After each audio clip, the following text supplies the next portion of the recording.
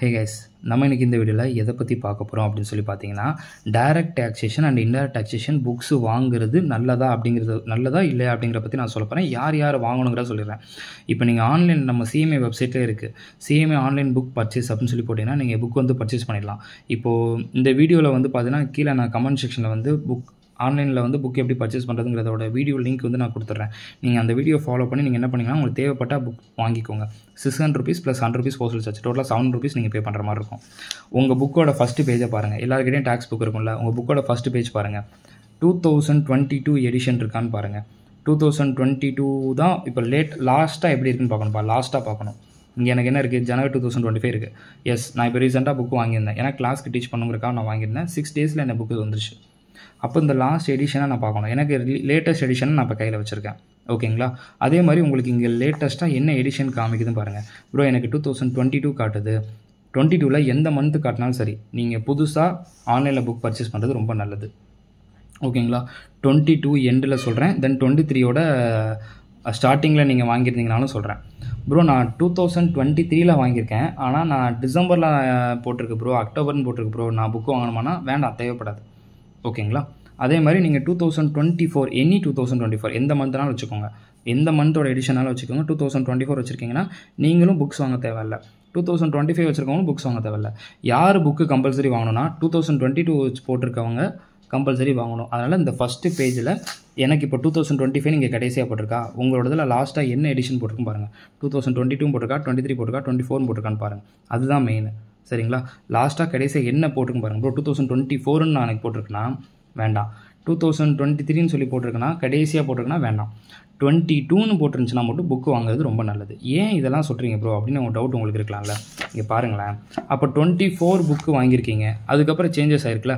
March 2024 நான் book வாங்கினேன் bro, revise edition போட்டிருக்காங்க, அப்போ சேஞ்சஸ் இருக்கணும்னா சேஞ்சஸ் இருக்கும். ஓகேங்களா? அதுக்காக சேஞ்சஸ் இல்லைன்னா நமக்கு வருஷத்துக்கு ஒருக்கா அதுக்காக புக்கு வாங்கிட்டு இருக்க முடியுமா? இல்லைல்ல. அதனால் 2022 ஸ்டூடெண்ட்ஸுக்கு கம்பல்சரி வாங்கிருங்கன்னு சொல்கிறேன். இந்த எடிஷனில் இருக்க ஸ்டூடெண்ட்ஸ் கண்டிப்பாக வாங்கிருங்கன்னு சொல்கிறேன். 24 அந்த கான்செப்ட் இருக்கவங்க நீங்கள் வாங்க வேண்டாம். ஆனால் அந்த சேஞ்சஸை மட்டும் நீங்கள் உங்கள் புக்கில் மாற்றணும். சரிங்களா? என்ன சேஞ்சஸ்னால், இப்போ ஃபஸ்ட்டு வந்து ஒரு எக்ஸாம்பிளுக்கு நான் சொல்கிறேன் பாருங்கள். நம்ம சேலரி எடுத்துக்கோங்களேன். நம்மளோட சேலரியில் வந்து பார்த்தீங்கன்னா ஒரு எக்ஸாம்பிளுக்கு நான் சொல்கிறேன். இப்போ நான் சொல்கிற பாயிண்ட்டு உங்கள் புக்கில் இருக்கான்னு மட்டும் பாருங்களேன். இந்த ஸ்டாண்டர்ட் டிடக்ஷன் எல்லாத்துக்குமே தெரியும்ல. இந்த ஸ்டாண்டர்ட் டிடக்ஷன் இது அப்படியே உங்கள் புக்கில் இருக்கான்னு மட்டும் பாருங்கள். இது இருக்கும், இது இல்லாமல் இருக்கிறதுக்கான சான்ஸ் இருக்குது. ஓகேங்களா? நீங்கள் 23ல் புக் வாங்கியிருந்தீங்கன்னா இருக்காது, 24ல் புக் வாங்கியிருந்தீங்கன்னா இந்த பாயிண்ட் இருக்கிறதுக்கான சான்சஸ் இருக்கான்னா கொஞ்சம் டவுட்டு கம்மி தான். கம்மி தான் இருக்கிறதுக்கான சான்சஸ்ங்கிறது ஐ திங்க் கம்மி தான். ஓகேங்களா? அப்போ என்ன பண்ணுறது இந்த மாதிரி இருக்கும்போது? அப்போது நீங்கள் என்ன பண்ணுங்கன்னா, நீங்கள் 24ல் புக் வாங்கியிருக்கீங்க சரிங்களா? ஸோ அதுக்காக வந்து நம்ம இப்போ நியூவாக வந்து ஆன்லைனில் புக் பர்ச்சேஸ் போட்டலாமா ப்ரோனா வேண்டாம். இப்போ ஒரு வருஷம் தான், 1 இயர் தான் ஆகுது. இந்த மாதிரி ஏதாவது அப்டேட்டை மட்டும் பாருங்கள். உங்கள் கையில் அப்டேட் பிடிஎஃப் வச்சுக்கோங்க. யாரெல்லாம் 2024 எடிஷன் கையில் வச்சுருக்கீங்களோ இந்த அப்டேட் பிடிஎஃப் இருக்குல்ல, இது வந்து நியூ அமெண்ட்மெண்ட் பிடிஎஃப். இந்த பிடிஎஃப் வந்து நான் டெலிகிராம் குரூப்பில் ஷேர் பண்ணுறேன். இது புக்காக வச்சிருக்கேன்ல, இந்த பிடிஎஃப் வந்து நான் டெலிகிராம் குரூப்பில் ஷேர் பண்ணுறேன். அந்த பிடிஎஃப் நீங்கள் சைடில் ஓப்பன் பண்ணி வச்சுக்கோங்க. ஒவ்வொரு டாபிக் ரிவிஷன் பண்ணும்போது அந்த இடத்துல நியூ அமெண்ட்மெண்ட் என்ன இருக்குங்கிறத பார்த்து உங்கள் புக்கில் நோட் பண்ணிக்கோங்க. இப்போ இந்த இதை பார்த்தீங்கன்னா உங்கள் புக்கில் இப்படி இருக்குன்னு சொல்ல முடியாது. கரெக்டாக? அப்போ இதை வந்து நீங்கள் என்ன பண்ணணும், உங்கள் புக்கில் மார்க் பண்ணிக்கணும். கரெக்டாக? அதனால் நான் என்ன சொல்ல வரேன்னா, எல்லாரும் புக்கு வாங்கணும்னா 6 months ஒன்ஸ், இயர்லி ஒன்ஸ் வந்துலாம் நம்ம வாங்கிட்டு இருக்க முடியாதுப்பா. அதனால் 2022 எடிஷன் இருக்க ஸ்டூடெண்ட்ஸ் கண்டிப்பாக வாங்கிருங்க. 24 போட்டிருக்கு, 23யோட எண்டு போட்டிருக்கனாலாம் தேவையில்லை. ஆனால் இந்த சேஞ்சஸ் இருக்கும் உங்கள் புக்கில், இது இல்லாமல் இருக்கும். அதை மட்டும் நீங்கள் பக்கத்தில் பிடிஎஃப் வச்சு பார்க்கணும். இல்லை ப்ரோ எனக்கு பிடிஎஃப் வச்சு பார்த்து ஒன்றா மாற்ற முடியல, நான் வேணால் புக்கு புதுசு வாங்கிட்டேன்னா அது உங்கள் wish, your wish, choice is yours. இது வந்து இப்போ இல்லை அப்படின்னா நீங்கள் என்ன பண்ணணும், இந்த பிடிஎஃப்பை பார்த்து உங்கள் புக்கில் மார்க் பண்ணணும். அதுதான் புக்கு வாங்கலைன்னா நீங்கள் இதுதான் பண்ணணும் இல்லையா? That's all. இந்த மாதிரி அங்கங்கே வந்து சேஞ்சஸ் இருக்கும். ஓகேங்களா? ஓகே, அப்போது வாங்கணுமா? இப்போ நான் இன்னொரு ஆப்ஷன் இருக்குது அடுத்து. என்ன அப்படின்னு சொல்லி பார்த்துக்கிட்டிங்கன்னா, நீங்கள் 2024ல் புக்ஸ் வாங்கின ஸ்டூடெண்ட்ஸுக்கும் 2024ல் வாங்கின ஸ்டூடெண்ட்ஸ்க்கு நான் சொல்கிறேன், ஒரே ஒரு சப்ளிமெண்ட்ரி இருக்குது. அந்த பிடிஎஃப் மட்டும் பிரிண்ட் அவுட் போட்டிங்கன்னா நீங்கள் புக்கே வாங்க தேவையில்ல. ஓகேங்களா? ஆனால் 2022 ஸ்டூடெண்ட்ஸ் கண்டிப்பாக நீங்கள் வாங்குறது நல்லது. 2024 எடிஷன் இருக்குல்ல, நான் காமிச்சேன்ல, அந்த எடிஷனில் 2024 இருந்துச்சுன்னா நீங்கள் இந்த மாதிரி புக்ஸ் வாங்க தேவையில்லை. நீங்கள் என்ன பண்ணிக்கலாம்னா, இந்த நியூ அமெண்ட்மெண்ட் பிடிஎஃபையும் பார்த்துக்கலாம். இன்னொரு பிடிஎஃப் இருக்குது சப்ளிமெண்ட்ரின்னு, அதையும் நீங்கள் பார்த்துக்கலாம். அது என்னங்கிறத நம்ம இப்போ பார்க்கலாமா? இப்போ இதில் பார்த்துக்கிட்டிங்கன்னா இந்த இருக்குது supplementary for June 2025 term of examination syllabus இருக்கா. இப்போ நான் பேப்பர் 7A வந்து நான் கிளிக் பண்ணிக்கிறேன். கிளிக் பண்ணிட்டு இப்போ நான் ஓப்பன் பண்ணுறேன். இப்போ என்ன இருக்குன்னு மட்டும் பாருங்களேன். இந்த இருக்குது. இப்போ நல்லா ஞாபகம் வச்சுக்கோங்க, நீங்கள் நான் ஃபஸ்ட்டு பேஜ் காமிச்சேன்ல, அந்த பேஜில் என்ன இருந்துச்சு, எடிஷன் போட்டுருந்துச்சுல, அதில் உங்களோட எடிஷன் வந்து 2024 எடிஷனாக இருந்தால் நீங்கள் என்ன பண்ணிக்கோங்கன்னா, நான் சொன்ன மாதிரி அந்த பிடிஎஃப் நான் உங்களுக்கு டெலிகிராம் குரூப்பில் ஷேர் பண்ணிடுவேன். அந்த பிடிஎஃபையும் இந்த பிடிஎஃப் மட்டும் வச்சுக்கோங்க. ஏன்னா இதில் அமெண்ட்மெண்ட் எல்லாத்தையுமே வந்து இதில் கொடுத்துருப்பாங்க. இது வந்து அமெண்ட்மெண்ட் பிடிஎஃப். சப்ளிமெண்ட்ரிங்கிறது அமெண்டட். ஓகேங்களா? என்னென்னலாம் அமெண்ட்மெண்ட் இருக்கோ அதை மட்டும் சொல்லுவாங்க. அப்போ நீங்கள் என்ன பண்ணிக்கலாம்னா, இதில் இருக்கிறதெல்லாம் உங்கள் புக்கில் செக் பண்ணி பாருங்கள். இப்போ இதோட பெர்சன்டேஜ்லாம் கரெக்டாக உங்கள் புக்கில் இருக்கான்னு பாருங்கள். இல்லைனா நீங்கள் என்ன பண்ணிங்கன்னா, அதை மட்டும் பிரிண்ட் போட்டுருங்க. அதை மட்டும் என்ன பண்ணிங்கன்னா பிரிண்ட் அவுட் போட்டுக்கோங்க. இதெல்லாம் செக் பண்ணி பாருங்கள். இது வந்து அமெண்ட்மெண்ட்டை மொத்தம் ஒரு 12 பேஜஸ்க்கு கொடுத்துருக்காங்க.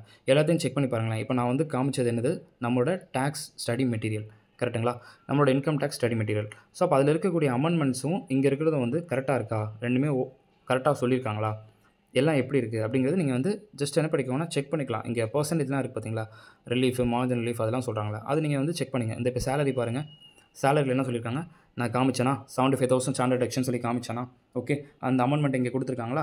அதனால் நீங்கள் என்ன பண்ணிக்கலாம்னா, நீங்கள் இந்த அமெண்ட்மெண்ட் பிடிஎஃப் மட்டும் கூட நீங்கள் பிரிண்ட் போட்டுக்கலாம். போட்டுட்டு பக்கத்தில் வந்து அந்த ஸ்டடி மெட்டீரியல் வச்சுக்கலாம். ஓகேங்களா, பட் புக்கு வாங்கணுங்கிற தேவை கிடையாது உங்களுக்கு. அப்படி நான் சொல்ல வரேன். இந்த 12 பேஜஸ் மட்டும் நீங்கள் என்ன பண்ணிக்கலாம்னா பிரிண்ட் போட்டுக்கலாம். இப்போ பிஜிபிபின்னு எடுத்துக்கிட்டிங்கன்னா அப்போ அதில் என்னென்ன சேஞ்சஸ் கொடுத்துருக்காங்க இங்கே பாருங்கள். இதில் கொடுத்துருக்காங்க அந்த லிமிட் பாருங்கள். நம்ம புக் ப்ராஃபிட் கான்செப்ட் போடும்ல, அப்போ அதில் அங்கே என்ன சொல்லியிருக்காங்கிறத பாருங்கள். அந்த பர்சன்டேஜஸ் வைஸ் என்ன சொல்லியிருக்காங்க. ஓகே, பார்த்துருக்கீங்களா. இப்போ இது வந்து உங்கள் புக்கில் என்ன இருக்காது, ஏன்னா சேஞ்சஸ் பண்ணியிருக்காங்களே, அமெண்ட் பண்ணியிருக்காங்க. அப்போ என்ன ஆகும் அப்படின்னு சொல்லி பார்த்தீங்கன்னா, இது சேஞ்சஸ் உங்கள் புக்கில் இருக்காது. அப்போ உங்கள் புக்கில் இல்லைனா என்ன பண்ணணும், புக்கில் இல்லைனா என்ன, இதை மட்டும் பிரிண்ட் அவுட் எடுத்து பக்கத்தில் வச்சுக்கணும். இல்லைனா பிரிண்ட் அவுட் இந்த 12 பேஜஸ் மட்டும் பிரிண்ட் அவுட் எடுத்துக்கணும்னு சொல்ல வரேன். அப்படியே பக்கத்தில் வச்சு மார்க் பண்ணி வச்சுக்கோங்க. சின்ன சின்ன இது மட்டும் தான் இருக்கும். சில இதெல்லாம் மேஜர் சேஞ்சஸ் கிடையாதுப்பா. சில இதெல்லாம் நார்மல் சேஞ்சஸ் தான். நமக்கு மேஜர் சேஞ்சஸ் அப்படின்னு சொல்லி வரும்போது இந்த டேக்ஸ் லைபிலிட்டி உங்கள் புக்கில் கரெக்டாக இருக்கான்னு பார்த்துக்கோங்க. ஓகேங்களா, நல்லா ஞாபகம் வச்சுக்கோங்க. புக்கை இப்போ உடனே இந்த வீடியோ பார்த்ததுக்கப்புறம் நீங்கள் ஃபஸ்ட் என்ன பண்ணுறீங்க, உங்கள் புக்கை ஓப்பன் பண்ணி பாருங்கள். எனக்கு லாஸ்ட்டாக என்னோட ரிவைஸ் எடிஷன் ஜனவரி 2025 இருக்குது. ஓகேங்களா, உங்களுக்கு அந்த இடத்துல என்ன இருக்குன்னு பாருங்கள். அந்த லாஸ்ட்டாக உங்கள் இதில் லாஸ்ட் லைனில் பாருங்கள், ரிவைஸ் எடிஷன் 2022ன்னு சொல்லி இருந்துச்சுன்னா புது நியூ புக் வாங்குறது பெட்டர். சரிங்களா ப்ரோ, நான் 2024 தான் வாங்கியிருக்கேன், நான் நியூ புக் வாங்கணுமானா, நீங்கள் நியூ புக்லாம் வாங்க வேண்டாம். இந்த பேஜ் இருக்குது பார்த்தீங்களா, இப்போ நான் வீடியோ காமிச்சேன்ல, இதில் இருக்க போது இதை மட்டும் நீங்கள் டவுன்லோட் பண்ணி 12 பேஜஸ் இருக்குது. இந்த பேஜஸை மட்டும் பிரிண்ட் அவுட் போட்டு கையில் வச்சுக்கோங்க. 12 பேஜஸ் தான், பிரிண்ட் அவுட் போட்டு கையில் வச்சுக்கோங்க. அதே மாதிரி அந்த ஸ்டடி மெட்டீரியல் இருக்குது பார்த்தீங்களா, நான் வீடியோ காமிச்சேன் ஸ்டார்டிங்கில், அந்த ஸ்டடி மெட்டீரியலோட பிடிஎஃப் நான் டெலிகிராம் குரூப்பில் ஷேர் பண்ணிடுறேன். போதும், ரெண்டையும் கம்பேர் பண்ணி மட்டும் நீங்கள் ப்ரிப்பரேஷன் பண்ணிக்கலாம். புக்ஸ் வந்து தனியாக வாங்கணுங்கிற ஒரு தேவை கிடையவே கிடையாது. அவ்வளோதான். புக்ஸ் தனியாலாம் நீங்கள் அந்த இடத்துல ஆர்டர் போட தேவையில்லை. ஓகே, இப்போ உங்களுக்கு கிளியராக இருக்கும்ல, யார் யார் புக்ஸ் வாங்கணும், எந்தெந்த இடத்துல அமெண்ட்மெண்ட்டுங்கிறது. இன்னொன்று நல்லா ஞாபகம் வச்சுக்கோங்க. நிறைய பேர் இந்த பட்ஜெட், இந்த கான்செப்ட், அந்த கான்செப்ட் போட்டு எல்லாம் கன்ஃபியூஷன் இருக்கீங்கல்ல. உங்களுக்கு ஜூன் 2025 டேர்ம் எக்ஸாமினேஷன் நீங்கள் யூஸ் பண்ணக்கூடிய டேக்ஸ் லைபிலிட்டி எல்லாம் இதுதான். ஏன்னா இன்சூரன்ஸ் என்ன சொல்லியிருக்காங்க, supplementary paper 7A for June 2025 term exam right பண்ண போகிறீங்களா, இதுதான் உங்களுக்கான டேக்ஸ் லைபிலிட்டிஸ், இதான் ஃபாலோ பண்ணணும் அப்படிங்கிறத சொல்லிட்டாங்க. அப்போ நீங்கள் உங்களுக்கு டவுட்டே வேணாம், அதை மட்டும் ஃபோக்கஸ் பண்ணுங்கள். ரியல் பட்ஜெட்டு அது இதுன்னு போட்டு கன்ஃபியூஷனே வேண்டாம் உங்களுக்கு. இதை மட்டும் ஜஸ்ட்டு ஃபோக்கஸ் பண்ணுங்கள், கிளியராக இருக்கும். That's all. இனிமேல் டவுட்டே வந்து உங்களுக்கு வேண்டாம். புக்ஸு வந்து எப்படி ஆர்டர் போகணுங்கிறத வந்து அந்த வீடியோ லிங்க் வந்து நான் கமெண்ட் செக்ஷனில் போட்டுறேன். அதை கிளிக் பண்ணி நீங்கள் என்ன பண்ணிக்கோங்கன்னா, புக் வந்து ஆன்லைனில் வந்து ஆர்டர் போட்டுருங்க. Minimum 6 days, maximum 12 to 15 days ஆகும். ஆர்டர் போட்டு நீங்கள் வச்சுக்கலாம். ஓகேங்களா, தட்ஸ் ஆல். எந்த ஸ்லாப் ரேட்டு ஃபாலோ பண்ணணும்னா இந்த பிடிஎஃப்பில் சொல்லக்கூடிய ரேட்டை தான் நீங்கள் ஃபாலோ பண்ண போகிறீங்க. மெட்டீரியலும் இருக்குது, சப்ளிமெண்ட்ரியும் இருக்குது. That's all. இப்போ இன்னொன்று ஒரு முக்கியமான ஒரு அப்டேட். இது அப்டேட்டுங்கிறத தாண்டி ஒரு என்ன சொல்கிறதுனா, நான் இதை சொல்லி ஆகணும். பசங்க நிறைய பேருக்கு வந்து இது ஒரு பெரிய ப்ராப்ளமாக போயிட்டுருக்கு. ஓகே, நான் சொல்கிறேன், அது என்னங்க சொல்கிறேன், கொஞ்சம் நல்லா பாருங்கள். ரொம்ப இம்பார்ட்டண்டான ஒரு அப்டேட் சொன்னால இந்த அப்டேட் தான் பாருங்கள். உங்களோட ஃப்ரெண்டுக்கிட்ட இருந்தோ, உங்களோட அம்மா கிட்ட இருந்தோ, உங்களோட அப்பா கிட்ட இருந்தோ, உங்களோட அண்ணன், உங்களோட தம்பி, உங்களோட தங்கச்சி, உங்களுக்கு ரொம்ப ஃபேவரட்டான பர்சன் கிட்ட இருந்தோ இந்த மாதிரி ஏதாவது மெசேஜஸ் சம்பந்தமே இல்லாமல் ஒன்று டெலிகிராமில் வந்துச்சுன்னா தயவு செஞ்சு கிளிக் மட்டும் பண்ணிடாதீங்க. பண்ணிட்டீங்கன்னா சொல்லி முடிஞ்சுன்னு அர்த்தம். Here is a photo of the person you want to meet. Okay, இது சம்மந்தமே இல்லை, நம்ம தெரிஞ்சவங்க தானே நம்ம சென்ட் பண்ணியிருக்காங்க அப்படின்னு சொல்லி நீங்கள் நினைப்பீங்க. அப்படி இருந்துச்சுன்னா என்னென்னா, உங்கள் அக்கௌண்ட் ஆக்சுவலி வந்து ஹேக் ஆகிற ஸ்டேஜில் இருக்குன்னு அர்த்தம். நீங்கள் கிளிக் பண்ணிட்டீங்கன்னா உங்கள் அக்கௌண்ட் ஹேக்கு. நீங்கள் கிளிக் மட்டும் பண்ணிட்டீங்கன்னா ஹேக்கு. இப்போ நான் இதை கிளிக் பண்ணுறேன்னா என் அக்கௌண்ட் ஹேக்கு. ஓகேங்களா, அதனால் கொஞ்சம் நல்லா ஞாபகம் வச்சுக்கோங்க. சோஷியல் பிளாட்ஃபார்மில் எல்லாருமே இருக்கும். ஓகேங்களா, டெலிகிராம்லலாம் வந்து இருக்கீங்க, டெலிகிராமில் எல்லோரும் யூஸ் பண்ணுறீங்க. நான் சொல்கிறத மட்டும் ஃபஸ்ட்டு கொஞ்சம் நல்லா ஞாபகம் வச்சுக்கோங்க. ஓகே, இந்த மாதிரி வந்து ஏதாவது வந்து டெலிகிராமில் மெசேஜ் வந்துச்சுன்னா தயவு செஞ்சு கிளிக் பண்ணாதீங்க. அக்கௌண்ட்டு ஹேக் ஆகக்கூடாது, உங்களோட சேஃப் அண்ட் செக்யூர்டாக இருக்குன்னா தயவு செஞ்சு கிளிக் பண்ணாதீங்க. நீங்கள் எல்லாருமே ப்ரொஃபஷனல் இருக்கீங்க, நான் இல்லைன்னு சொல்லவே இல்லை. பட் நிறைய பேர் அந்த லிங்க் பண்ணும்போது இங்கே தான் நோட்ஸாக இருக்குமோ, அதுவாக இருக்குமோ, இதுவாக இருக்குமோ நினச்சி கிளிக் பண்ணுறீங்களே. தேவையில்லாமல் வந்துச்சுன்னா அதை நீங்கள் தயவு செஞ்சு கிளிக் பண்ணாதீங்க. ப்ரோ என் ஃப்ரெண்டு தான் ப்ரோ ஷேர் பண்ணியிருக்கான், ஓகே அப்படின்னா கிளிக் பண்ணாதீங்க. டெலிகிராமில் வந்து உங்கள் ஃப்ரெண்டு தான் கிளிக் பண்ணாங்கன்னா உங்கள் ஃப்ரெண்டோட ஐடி ஹேக் ஆயிடுச்சு. அவர் ஷேர் பண்ணலை. ஓகேங்களா? இப்போ இது எனக்கு ஷேர் ஆகினது வந்து என் ஸ்டூடெண்ட் எனக்கு ஷேர் பண்ணது. எனக்கு தெரியும் இது ஹேக் ஆனது, அதனால் ஷேர் ஆகிருக்குன்னு. ஓகேங்களா? ஒரு ஸ்டூடெண்ட் வந்து இப்படியா ஷேர் பண்ண முடியும்? இல்லை லிங்கை பார்த்தாலே தெரியுது. அப்போ என்னன்னா ஒரு ஹேக் ஆயிடுச்சு.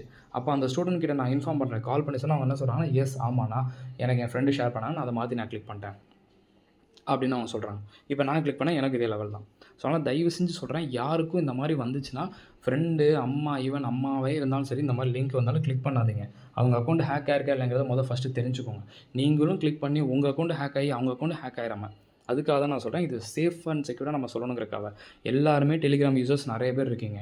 அதனால் நான் இன்னொன்று சொல்கிறேன். என்ன சொல்கிறேன் அப்படின்னா, ஃபர்ஸ்ட் ஆஃப் ஆல் உங்களோட இதில் உங்களோட பெர்மிஷன் இல்லாமல் ஏதாவது டெலிகிராம் குரூப்பில் நீங்கள் ஆட் ஆகிருக்கீங்களான்னு கூட பார்த்துக்கோங்க. ஏன்னா செட்டிங்ஸ் தான் ரொம்ப இம்பார்ட்டண்ட்டு. ஓகேங்களா? உங்களோட காண்டாக்ட் நம்பர் பப்ளிக்காக ஷோ ஆகிற மாதிரி வந்து ஐடியை வச்சுக்காதீங்க. செட்டிங்ஸ் ரொம்ப இம்பார்ட்டன்ட். செட்டிங்ஸ்லாம் கொஞ்சம் நல்லா பக்காவாக வச்சுக்கோங்க.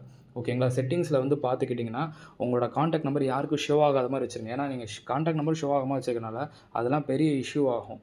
அதனால் காண்டாக்ட் நம்பர் ஷோ ஆகிற மாதிரி தயவு செஞ்சு வச்சுக்காதீங்க. அதே மாதிரி நீங்கள் எந்தெந்த குரூப்பில் இருக்கீங்கிறத அப்பப்போ நீங்கள் செக் பண்ணிக்கோங்க. ஏன் சொல்கிறேன்னா, ஏதாவது வந்து இங்கிலீஷு, ஃப்ரெஞ்சு ஏதாவது ஒரு இடத்துல நீங்கள் நல்லா பார்த்தீங்கன்னா ஒரு நல்ல ஒரு அப்ராட் ரேஞ்சில் வந்து பார்த்திங்கன்னா ஏதாவது அந்த மாதிரி நிறைய குரூப் நேம் வச்சே வருது நிறையா. அது தேவையில்லாத ஏதாவது வந்து வரும். உங்களுக்கு நீங்கள் போய் லாக் ஆகிடக்கூடாது. நீங்களாக போய் ஜாயின் ஆன குரூப்பில் இருக்கீங்களான்னு பாருங்கள். உங்களோட பெர்மிஷன் இல்லாமல் ஏதாவது குரூப்பில் இருந்தீங்கன்னா அந்த குரூப்பை டக்குன்னு பிளாக் பண்ணி ரிப்போர்ட் கொடுத்துட்டு வந்துடுங்க. அதான் உங்களுக்கும் நல்லது. உங்கள் பெர்மிஷன், உங்கள் நாலேஜ் இல்லாமல் எந்த குரூப்லையும் நீங்கள் ஆட் ஆகக்கூடாதுப்பா. அப்படி ஆட் ஆனீங்கன்னா உங்களுக்கு சேஃப் அண்ட் செக்யூர்டுங்கிறது உங்களுக்கு இருக்காது. அந்த மாதிரி இருக்கீங்களா இல்லைங்கிறத கொஞ்சம் பார்த்துக்கோங்க. இந்த மாதிரி ஏதாவது லிங்க் வந்துச்சுன்னா உங்களுக்கு ஹேக் ஆகிரும். நீங்கள் ஃப்ரெண்டு ஷேர் பண்ணாங்க, அம்மா ஷேர் பண்ணாங்கன்னு சொல்லிட்டு நீங்கள் கிளிக் பண்ணிடாதீங்க. அது அவங்களுக்கு ஹேக் ஆகிருக்கும். உடனே உங்களுக்கு அது நடந்திருக்கு.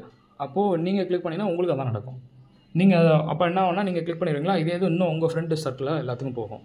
ஸோ அதனால தான் ஹேக் வந்து ரொம்ப ஒரு பெரிய ஒரு இதான ஒன்று. இந்த மாதிரி வந்துச்சுன்னா அக்கௌண்ட்டை உடனே டெலீட் பண்ணிடுங்க. அவ்வளோதான். இதை நான் ஷேர் பண்ணணும்னு நினச்சேன். அவ்வளோதான், தட்ஸ் ஆல், முடிஞ்சது.